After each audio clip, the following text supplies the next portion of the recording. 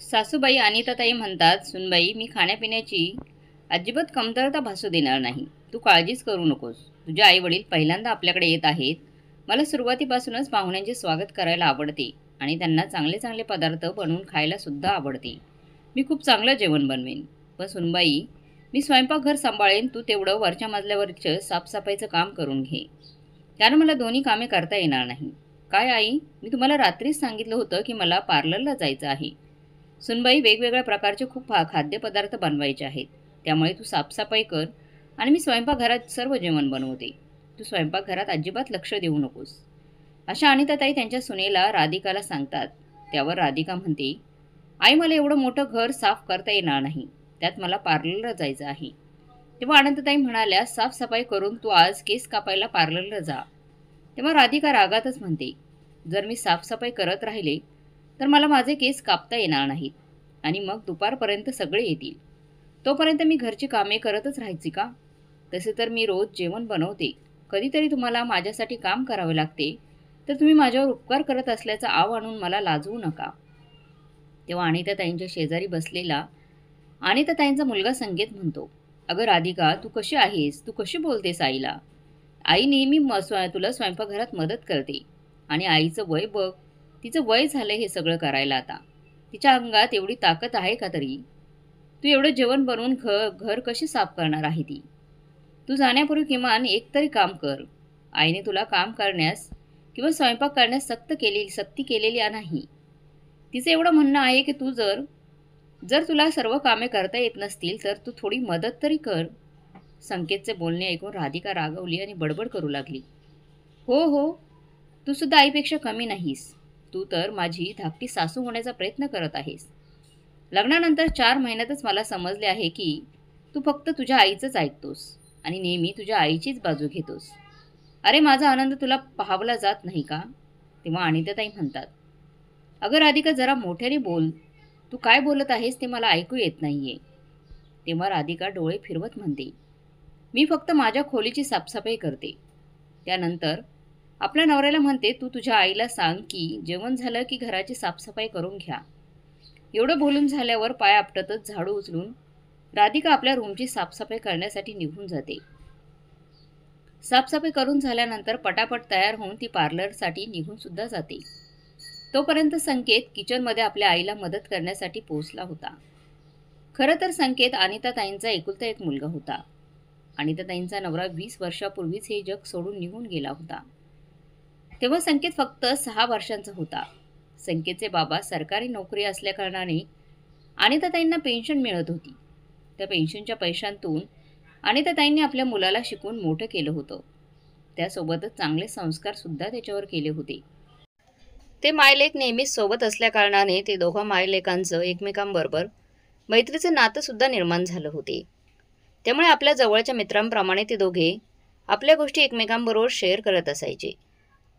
अनिताताई जेव्हा किचनमध्ये एकट्या काम करत असायच्या तेव्हा लहानपणापासूनच संकेत त्यांना किचनमध्ये जाऊन काही ना काही मदत करत असायचा. कधी लसूण सोलण्यास मदत करायचा तर कधी इतर कामांमध्ये. अशा प्रकारे तो जास्त वेळ आपल्या आईसोबत किचनमध्ये असल्यामुळे किचनमधील बहुतेक काम तो शिकला होता. त्यामुळे जेव्हा केव्हा त्याला संधी मिळायची तेव्हा तो मोठा झाल्यानंतर आपल्या आईसाठी जेवणसुद्धा बनवायचा.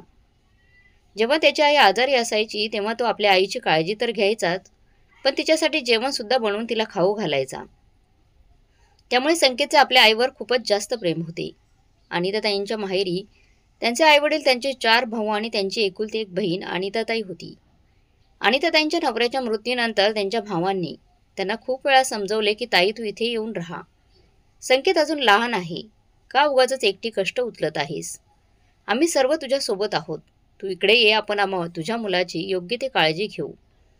परंतु अनिताईंनी हा विचार केला की आज माझे आई बाबा आहेत, परंतु जेव्हा माझे आई बाबा हे जग सोडून निघून जातील तेव्हा माझे भाऊ आणि त्यांच्या बायका त्यांच्याबरोबर माहेरी राहणं चांगलं वाटणार नाही. म्हणून आपण आपल्या सासरीच राहिलेलं बरं. तसे माझ्या नवऱ्याची पेन्शन मला मिळत आहे, त्यामुळे हातात पैसे सुद्धा येतात. असे असताना सासरीच राहून आपण आपल्या मुलाला चांगले शिक्षण आपण देऊ शकतो. म्हणून त्या आपल्या भावांना म्हणाल्या की मी माझ्या नवऱ्याच्या घरी राहते. मी हे घर सोडून कुठेही येणार नाही. तुम्ही लोक अधूनमधून इकडे येत राहा. जेव्हा गरज पडेल तेव्हा तुम्ही सर्वजण आहातच ना माझ्यासोबत. असे बोलून अनिताताईंनी आपल्या माहेरी कायमचं राहायला जाणं टाळलं होतं. अनिताताईंच्या माहेरी खूप मोठा परिवार होता आणि त्या घरामध्ये कोणत्याही गोष्टीची कमी नव्हती. पण ह्या 20 वर्षांमध्ये अनिताताईंचे आई बाबासुद्धा हे जग सोडून निघून गेले होते. असे असले तरीसुद्धा त्यांचे भाऊ आणि बहिण्या अनिताताईंची खूप काळजी घेत होत्या. त्यांच्या माहेरच्या घरी एखादा कार्यक्रम असेल तर अनिताताईंना ते मोठ्या आग्रहाने न चुकवता बोलवत असत. आता संकेत किचनमध्ये गेल्यानंतर म्हणतो, आई मी भाजी कापून देतो, तोपर्यंत तू पुऱ्या बनवण्यासाठी पीठ भिजवून घे आणि डाळीला तडकासुद्धा मी मारतो. संकेत किचनमध्ये जात असताना त्यांनी एक स्टूलसुद्धा किचनमध्ये आणला होता. तो अनिताताईंना म्हणाला, आई तू जास्त वेळ उभा राहू नकोस, नाहीतर तुझे पाय दुखतील, म्हणून अधूनमधून तू या स्टूलवर बसत जा. आणि आई एवढ्या भाज्या बनवण्याची काय गरज आहे, 2च भाज्या बनव, रायता आणि खीर आहेत जोडीला. अरे बाळा नाही, आता घरात नवीन सुनबाई आली आहे आणि तिच्या माहेरचे लोक आणि तिचे आईबाबा पहिल्यांदाच आपल्याकडे येत आहेत, त्यामुळे 2 भाज्या करणं चांगलं वाटत नाही. कमीत कमी 4 भाज्या तरी बनवायला हव्यात. एवढ्या वर्षांनी आपल्या घरात सुनबाईच्या रूपाने कोणीतरी आलं आहे आणि तिच्यामुळे आता आपल्या घरात 4 नातेवाईकांचे येणं जाणं सुरू झालं आहे. मला तर हे सर्व करायलाही खूप आवडते. हो आई, तुझं म्हणणं अगदी योग्य आहे, परंतु तू तुझ्या तब्येतीचा पण विचार कर. एवढी सर्व कामं केल्यानंतर तू आजारी पडशील आणि कालच राधिकाने तुलाही सर्व कामे सांगितली होती, तेव्हाच तू तिला मनाई करायला हवी होतीस ना. सर्व कामाची जबाबदारी तुझ्यावर सोपवून ती मात्र पार्लरला निघून गेली आहे. ती 2 दिवस अगोदरच पार्लरला जाऊ शकत नव्हती ना, तिला आजच जाण्याची काय गरज होती. अरे बाळा, सुनबाई नवीन नवीन घरात आली आहे ना, ॲडजस्ट होण्यासाठी थोडा वेळ तर लागणारच ना तिला. तिला थोडा वेळ द्या. आणि आता तिचे वय तरी किती आहे, 20-22 वर्षांची असेल ती. हळूहळू सर्व गोष्टी घरातील रीतिरिवाज शिकून घेईलच ती. हो आई, मला सुद्धा तेच म्हणायचे आहे की राधिका आता काही दूध पिणारी मुलगी राहिलेली नाही आहे. ती आता 20-22 वर्षांची झाली आहे. 20-22 वर्षांची मुलगी म्हणजे काही छोटी होत नाही. तू उगाच तिला छोटी बनवून ठेवली आहेस. 20-22 वर्षाच्या मुलींना तर आपले चांगले वाईट आणि योग्य गोष्ट कोणती, चुकीची गोष्ट कोणती, एवढं समजून घेण्याची क्षमता तर नक्कीच असते. तू विनाकारण तिला लहान लहान म्हणून डोक्यावर चढून घेत आहेस. जेव्हा ती तुझ्या डोक्यावर बसेल ना, तेव्हा मला सांगू नकोस की सुनबाई माझं ऐकत नाही म्हणून. मी तुला आत्ताच सांगत आहे की तिला घरातील सर्व कामं सांग. घरातील सर्व जबाबदाऱ्या हळूहळू तिच्यावर टाकण्यास सुरुवात कर. काय तू पूर्ण आयुष्य काम करून थकली नाहीस का? आता सुनबाई आली आहे तर आरामात राहा आणि जेवढे काम शक्य होईल तेवढंच काम करा गाई. उगाच सुनबाई म्हणते म्हणून जबरदस्ती काम करू नकोस तू. तिला छोटी समजून तिच्या मर्जीप्रमाणे काम करण्यासाठी तू तिची साथ देत आहेस, हे योग्य नाही आई. अरे बाळा, काय एवढ्या छोट्याशा गोष्टीसाठी नाराज होत आहेस? मी तिला समजावेन. आपल्या मुलाचे म्हणजेच संकेतचे बोलणे पूर्ण करीत अनिताताई म्हणतात की बघ, बोलता बोलता जेवण कधी तयार झालं काही समजलंच नाही.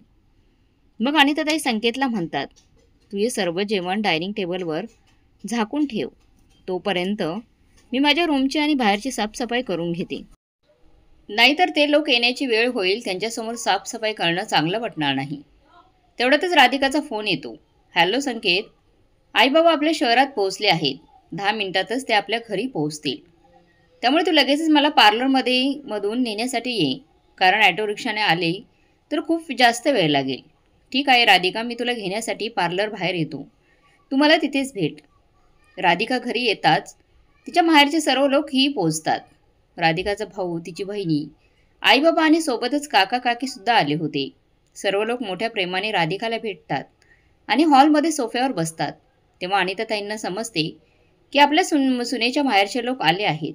तेव्हा त्या मोठ्या आनंदाने त्यांना भेटण्यासाठी हॉलमध्ये येतात. अनिताताई जेव्हा येऊन सोफ्यावर बसतात तेव्हा लगेचच राधिका म्हणते, आई सर्वांसाठी पाणी घेऊन या ना. सर्व लोक एवढ्या दूरवरून आले आहेत, त्यामुळे ते अगोदर चहा पितील, मग थोड्या वेळाने जेवण करतील. ठीक आहे सुनबाई, मी सर्वांसाठी पाणी घेऊन येते आणि चहा ठेवते. एवढं बोलून अनिताताई किचनमध्ये गेल्या. त्यांनी सर्वांसाठी चहा ठेवला आणि मग सर्वांना पाणी देण्यासाठी हॉलमध्ये आल्या. तेव्हा राधिकाच्या आई वडिलांनी एका प्लेटमध्ये काही शगुनी वस्तू काढून ठेवल्या होत्या. त्या वस्तूंनी भरलेली प्लेट अनिताताईंच्या हातात देत ते म्हणाले, सोयरीनबाई, आमच्या लहान मुलाचे लग्न आहे, तुम्ही सर्वांनी लग्नाला यायचे. हो हो, आम्ही सगळे लग्नाला नक्की येऊ. तेव्हा राधिकाताई म्हणते, आई तुम्हाला माहीत आहे का माझ्या भावाचे लग्न खूप मोठ्या खानदानातील मुलीबरोबर ठरले आहे. ते खूप पैसेवाले लोक आहेत. 4-4 गाड्या आहेत त्यांच्याकडे. तसे तर माझ्या भावासाठी मोठमोठ्या घरातील मुली सांगून येत होत्या. एकतर आमदाराची मुलगी माझ्या भावासाठी सांगून आली होती. पण काय करणार? ही मुलगी माझ्या भावाला आवडली होती ना. त्यामुळे ह्या मुलीबरोबर नातं पक्क करण्यात आलंय. नाहीतर ते आमदार त्यांच्या मुलीच्या माझ्या भावाबरोबर लग्न करून देण्यासाठी 50 लाख रुपये देण्यासाठी तयार झाले होते. तेव्हा हसतच अनिताताई म्हणाल्या, ही तर खूप चांगली गोष्ट आहे. कारण सुनबाई, मुलगी नेहमी मुलाच्या पसंतीची असायला हवी. आता बघ ना, तुला सुद्धा माझ्या मुलाने पसंत केली होती. माझ्या मुलाची निवड किती चांगली आहे. हो, मी आहेच किती सुंदर. राधिका अगदी तोऱ्यातच म्हणते. आई, आता इथे बसून गप्पाच मारत राहणार आहात की किचनमध्ये जाऊन जेवण वाढायला घेणार आहात? सर्वांच्या जेवणाची वेळ झाली आहे. राधिका, सर्व जेवण तर डायनिंग टेबलवर आहे. फक्त थोडे गरम असे. राधिकाकडे पाहत संकेत म्हणाला. तेव्हा राधिका म्हणते, हो संकेत, मला माहीत आहे. सर्व जेवण डायनिंग टेबलवर ठेवले आहे. तसे आजचे पूर्ण जेवण मीच तर बनवले आहे. फक्त ते गरम करण्यासाठी आईंना सांगत आहे. आई, एवढं सुद्धा करू शकणार नाहीत का? राधिकाचे असे बोलणे ऐकून अनिताताई आणि संकेत यांच्यासोबतच तिचा दादा आणि वहिनी हैराण होतात. मग तिचा दादा म्हणतो, राधिकाने सर्व जेवण बनवले हे कसं शक्य आहे? कारण 4 महिन्यांपूर्वी माहेरी असताना ती कधी किचनमध्ये ढुंकून सुद्धा पाहत नव्हती. फक्त स्वतःच्या रूममध्ये बसून ऑर्डर करत असायची. घरातील कोणतेच कामं हिला येत नाहीत. जर एखाद्या वेळेस घरात 4 पाहुणे आले तर काही मदतीची गरज लागली तरी सुद्धा राधिका हिच्या रूममधून बाहेर पडायची नाही. सासरी आल्यावर एकदम ही सर्व कामे करायला शिकली हे कसं शक्य आहे? तेवढंच राधिकाची बहिणी उठते आणि किचनमध्ये जाऊन अनिताताईंची मदत करू लागते.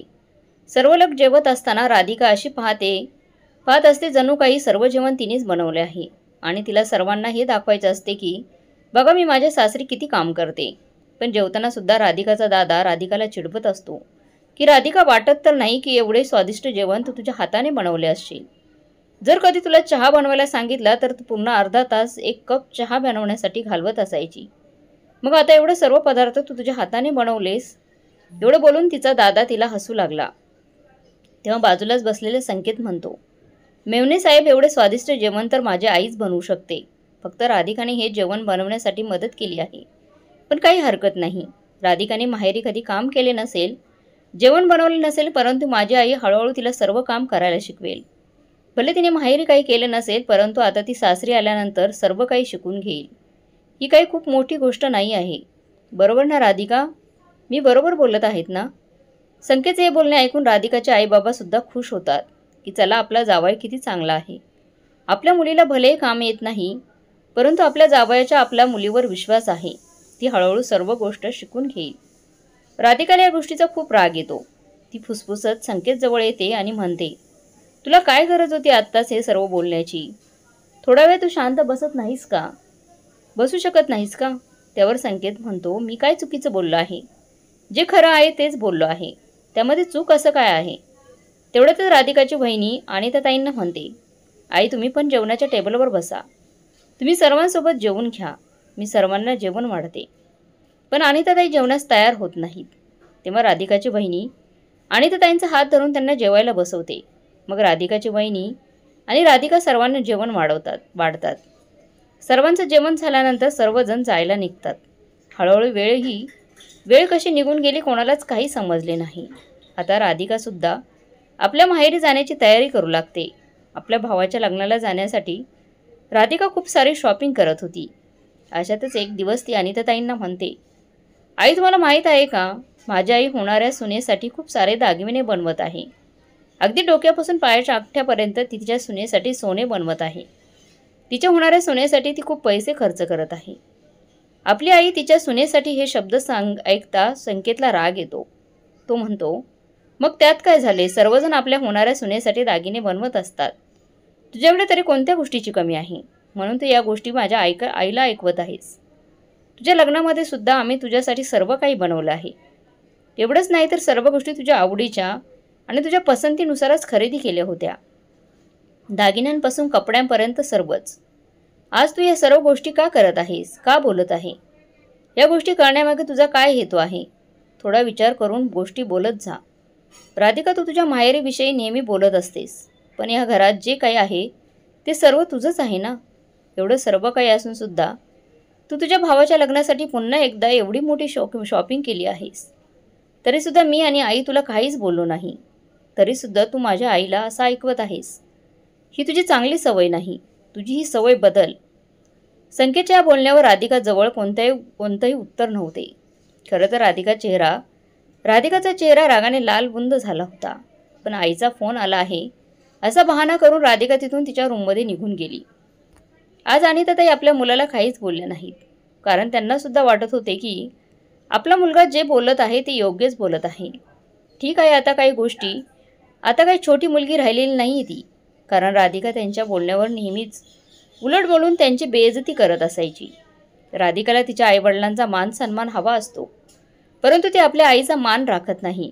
संकेतचे हे बोलणे अनिताताईंना सुद्धा पटू लागले होते, कारण अनिताताईंचा म्हणजे सासूचा मान सन्मान तर दूरच, पण संधी मिळताच राधिका त्यांचा अपमान करत असायची. संकेतला वाटायचे की माझी आई माझ्या बायकोसाठी कोणत्याच गोष्टीची कमी ठेवत नाही. स्वतः मुलाने आपल्या आईला समजावून सुद्धा तिने कधीच आपल्या मुलाचं ऐकलं नाही. उलट तिने आपल्या सुनेचे लाडच केले होते. पण राधिकाला ही गोष्ट समजतच नव्हती. दुसऱ्या दिवशी राधिका आपल्या भावाच्या लग्नासाठी तयार झाली. तेव्हा ती आपल्या सासूबाईंना म्हणाली, आई, माझ्या भावाच्या लग्नाला खूप श्रीमंत लोक येणार आहेत आणि शहरातील मोठ्या हॉटेलमध्ये त्याचं लग्न आहे. त्यामुळे तुम्ही येताना थोड्या नीट या. कोणतीही साधी आणि स्वस्तातली साडी नेसून येऊ नका, नाहीतर माझं नाक कापलं जाईल.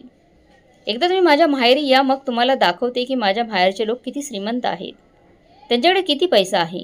आता अनिताताई सुद्धा हैराण होऊन पाहू लागल्या तिच्याकडे, कारण त्यांची सून त्यांच्या गप्प राहण्याचा फायदा उचलत होती आणि जेव्हा संधी मिळेल तेव्हा त्यांना कमी लेखण्याचा प्रयत्न करत होती. राधिका ही गोष्ट पाहत नव्हती की तिच्या सासूबाई तिचे किती लाड करून तिच्यावर प्रेम करतात. प्रत्येक गोष्ट पूर्ण करण्यासाठी त्या स्वतः प्रयत्न करतात. त्या आपल्याला त्यांच्या मुलीप्रमाणे ठेवण्याचा प्रयत्न करतात. ही गोष्ट राधिकाला दिसतच नव्हती, कारण अनिताताईंना नेहमीच वाटायचं की माझं कुटुंब छोटं आहे, एकच मुलगा आहे आणि एकच सून आहे, त्यामुळे मी त्या दोघांवर सारखेच प्रेम करेन. भले ती माझी सून असेल, परंतु ती मला माझ्या मुलीप्रमाणे आहे. पण अनिताताईंची सून राधिका नेहमीच तिच्या माहेरच्या गुणगान आणि गाण्यांमध्ये व्यस्त असायची. तेव्हा अनिताताईंना वाटायचं की आपल्या सुनबाईमध्ये कधी समज येईल आणि तिला या सर्व गोष्टी समजतील आणि ती माझा मनापासून स्वीकार करेल. आता राधिका तिच्या माहेरी भावाच्या लग्नाला निघून गेली होती. त्याच्या दुसऱ्या दिवशी संकेत अनिताताईंना म्हणाला, आई, मला राधिकाचा फोन आला होता. तिकडे तिला माझी गरज आहे, त्यामुळे मी तिकडे जात आहे. परंतु लग्नाच्या दिवशी सकाळी मी तुला घेण्यासाठी येईल. तू तयार राहा. ठीक आहे बाळा, लग्नाच्या घरात खूप सारी कामे असतात, तू जाऊन त्यांना थोडीफार मदत कर. तिकडे गेल्यानंतर राधिका संकेतला कामामध्ये एवढी व्यस्त करते की संकेतला लग्नाच्या दिवशी सकाळी आपल्या आईला आणण्यासाठी जाण्यासाठी वेळच मिळत नाही. दुपारी 12 वाजता सर्व कामातून मोकळं झाल्यानंतर संकेत राधिकाला म्हणतो की मी आता आईला आणण्यासाठी जात आहे. तेव्हा राधिका म्हणते की आईंना घेण्यासाठी जाण्याची काय गरज आहे? स्वतः त्या येतपर्यंत येऊ शकत नाहीत का? तुम्ही माझ्या भावाच्या लग्नात मदत करण्यासाठी आला आहात, त्यामुळे तुम्ही कुठेही न जाता लग्नाची तयारीमध्ये लक्ष घाला. आता काय ते छोटे आहेत का, त्यांना आणायला जात आहात ते? तेव्हा संकेत म्हणतो, राधिका, तू काय बोलत आहेस? घरामध्ये 2-2 कार असताना माझी आई बसने धक्के खात येईल? फक्त 1 तासाचा तर रस्ता आहे. मी लगेच जातो आणि आईला घेऊन पटकन येतो. पण तेवढ्यातच राधिकाची आई घाबरलेल्या स्थितीत त्यांच्या रूममध्ये येते आणि संकेतला म्हणते, जावई बापू, नवरदेवासाठी आणलेली शेरवानी थोडी मोठी होत आहे, त्यामुळे तुम्ही पटकन जाऊन ती बदलून घेऊन आलात तर बरं होईल.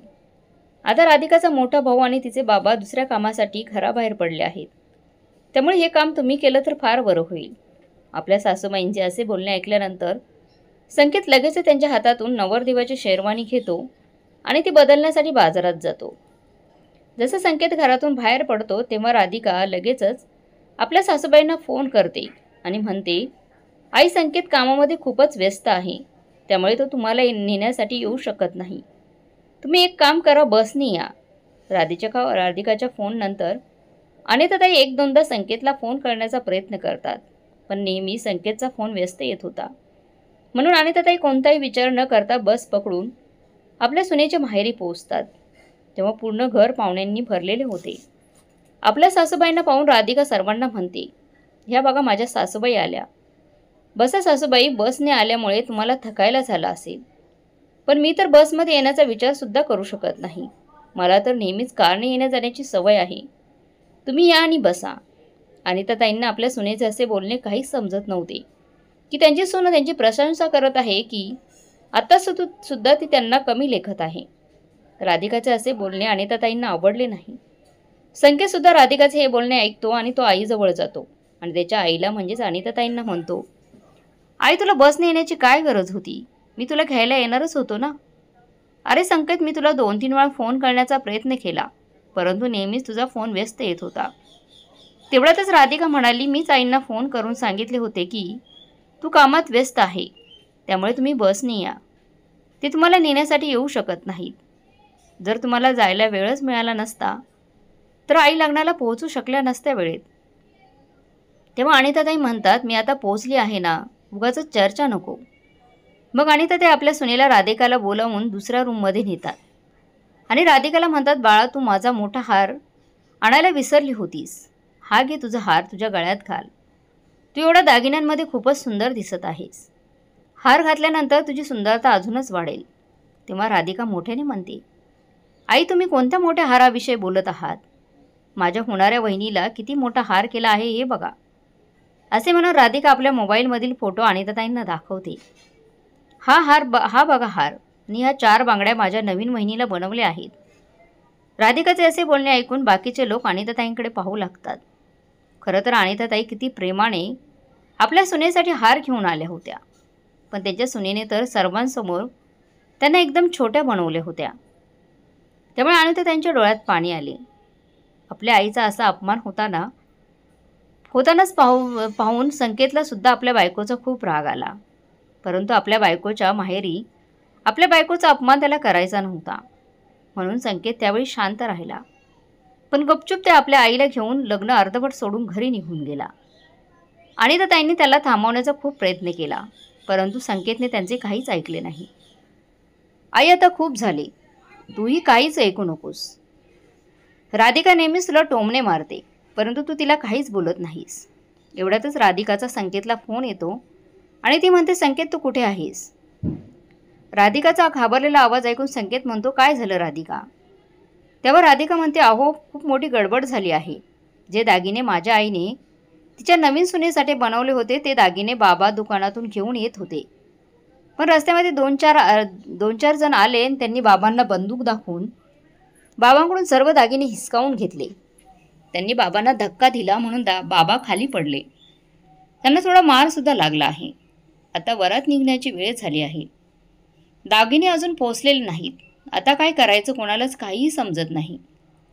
मला तर खूपच टेन्शन आले आहे. दागिन्यांबिना जर वरात निघाली तर माझ्या आईबाबांचं नाक कापलं जाईल. संकेतला राधिकाचा अगोदर राग आला होता आणि आता तर त्याला राधिकाला धडा शिकवण्यासाठी संधीच मिळाली होती.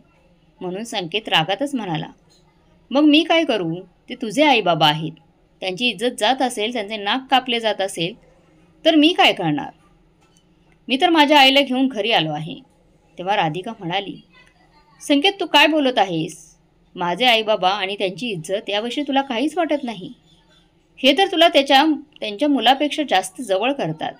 पण तू तर लग्नसुद्धा पूर्ण न होताच लगेच निघून गेलास. त्यावर संकेत म्हणाला, राधिका तू अगदी बरोबर बोलत आहेस.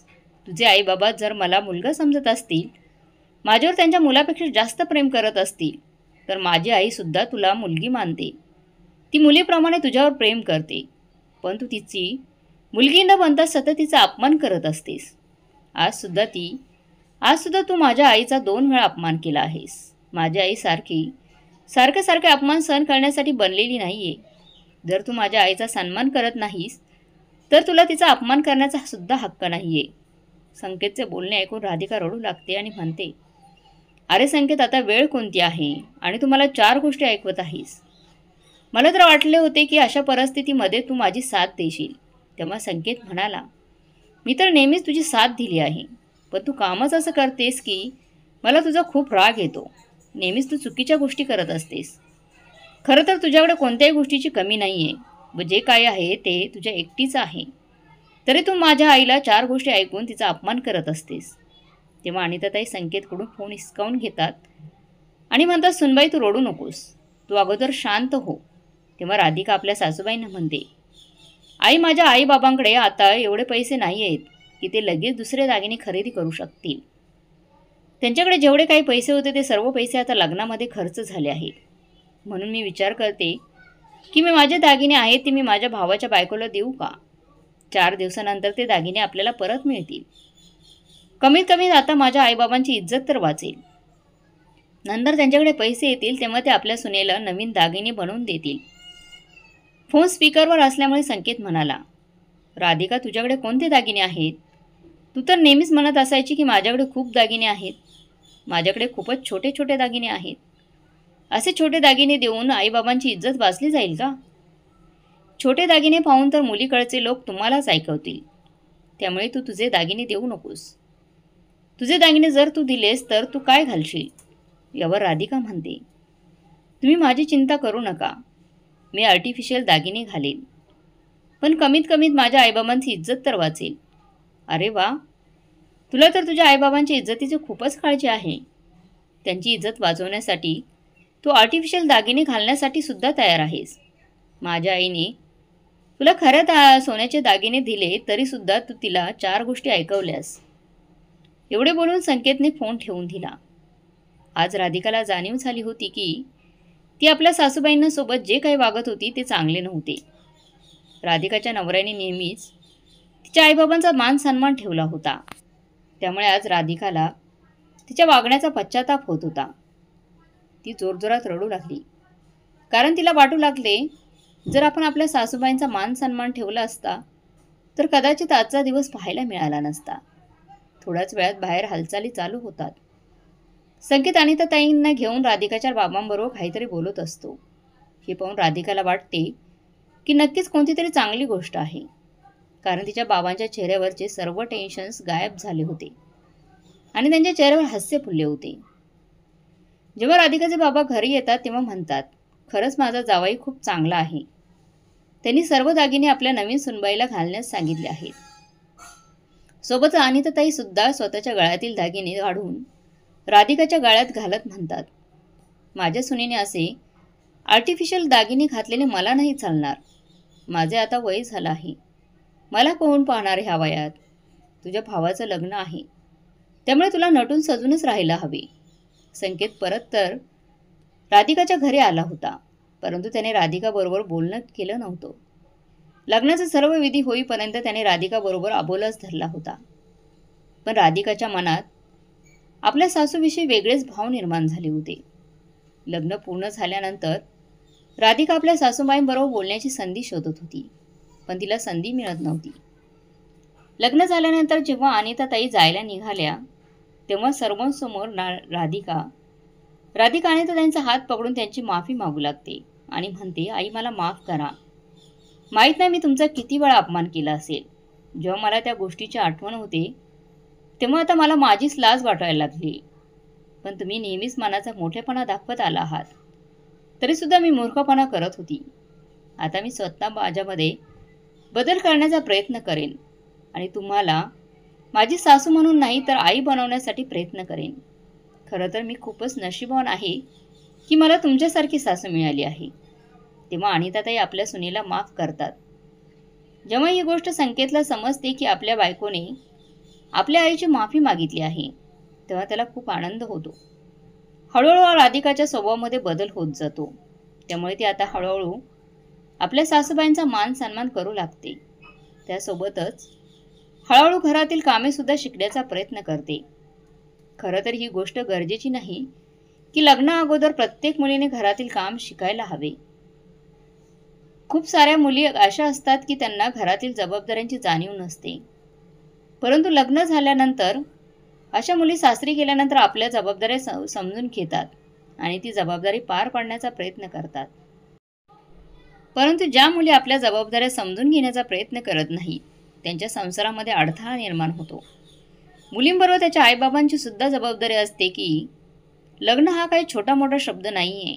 लग्न म्हणजे जबाबदारी जी योग्य रीतीने पार पाडावी लागते. जबाबदारी ही हळूहळू योग्य रीतीने पार पडली तर आयुष्य सुखमय होऊन जाते. चुकी तर प्रत्येकाकडून होतच असते, पण अशा चुकांमध्ये सुधार आणून आपण आपले आयुष्य सुधारण्याचा प्रयत्न करून आनंदी जीवन जगायला शिकायला हवं. मित्रमैत्रिणींनो, तुम्हाला काय वाटते कमेंट करून नक्की कळवा. आणि आजची ही कथा चांगली वाटली असेल तर लाईक, शेअर, सबस्क्राईब नक्की करा. धन्यवाद.